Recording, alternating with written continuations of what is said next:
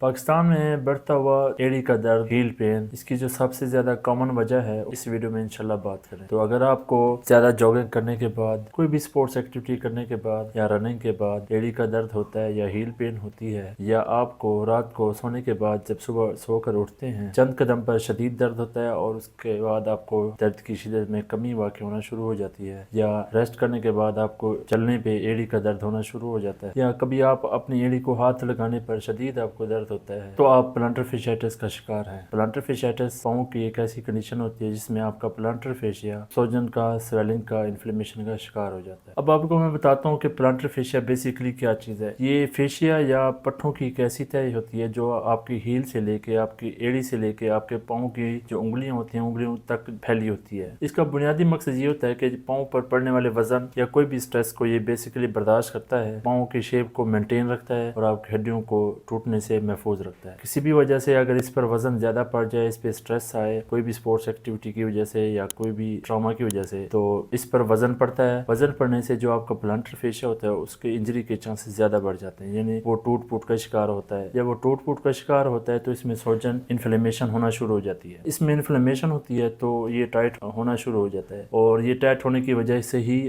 ہم سب کو پلانٹر فیشائٹس کا پین ہوتا ہے۔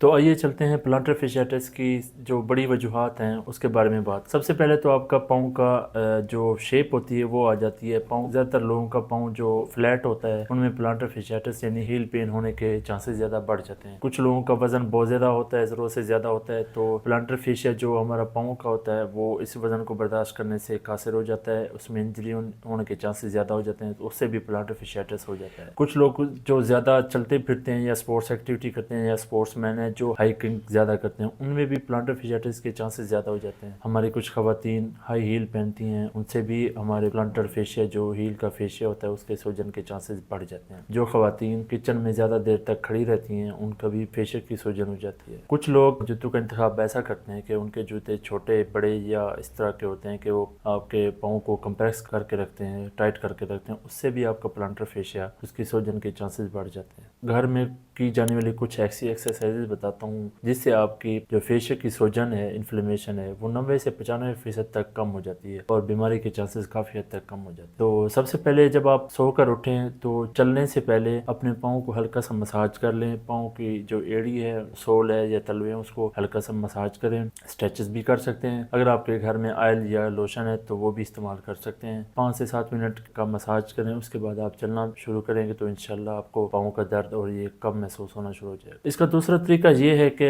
آئس واٹر بوٹل مساج اسے کہتے ہیں۔ برف کی ایک بوٹل ہو، آپ نے اپنے دونوں پاؤں یا ایک پاؤں کے نیچے اسے رول کرنا ہے 10 سے 15 منٹ کے لیے، اور روزانہ 3 سے 4 دفعہ یہ آپ نے ایکسرسائز کرنی ہے۔ یہ ایک سائنٹیفک طریقہ ہے جس سے آپ کی انفلیمیشن اور سوجن کم ہو جاتی ہے۔ جو پنجلی کے پٹھے ہوتے ہیں ان کے لیے کچھ ایکسرسائزز ہوتی ہیں جس سے آپ کے پٹھے ریلیکس رہتے ہیں اور آپ پلانٹر فیشائٹس سے بچے رہتے ہیں۔ تو اس میں آپ پہلا طریقہ یہ ہے کہ آپ بالکل فرش پہ سیدھے ہو کے بیٹھ جائیں، ٹانگیں پھیلا لیں اور کپڑا، ایک لمبا سا کپڑا لیں، اس کے دونوں جو اینڈز ہوتے ہیں آپ کے ہاتھوں میں ہوں، اور اگلا جو دوسرا اینڈ ہوتا ہے جو فولڈ ہوتا ہے وہ آپ کے پاؤں میں ہو۔ اس میں یہ احتیاط رکھنی ہے کہ جو آپ کا نی جوائنٹ ہے وہ بالکل بینٹ نہ ہو، وہ بالکل سٹریٹ ہونا چاہیے۔ تو 10 سے 12 سیکنڈ کے لیے آپ ہولڈ رکھیں گے، اپنے پاؤں کو سے فلیکس کریں گے، اپنی طرف ہاتھوں سے کھینچیں گے تو وہ پاؤں فلیکس ہوگا آپ کا۔ 10 سے 12 سیکنڈ کے لیے آپ نے ہولڈ رکھنا ہے۔ یہ کم از کم ایکسرسائز دن میں 4 سے 5 دفعہ آپ نے کرنی ہے۔ اس کا ایک اور طریقہ بھی ہوتا ہے کاف مسلز کی جو ٹائٹنس ہوتی ہے اس کو ریلیز کرنے کا۔ اس کا یہ طریقہ ہے کہ اگر آپ کے گھر میں کوئی سیڑھی ہے تو سیڑھی کے اوپر آپ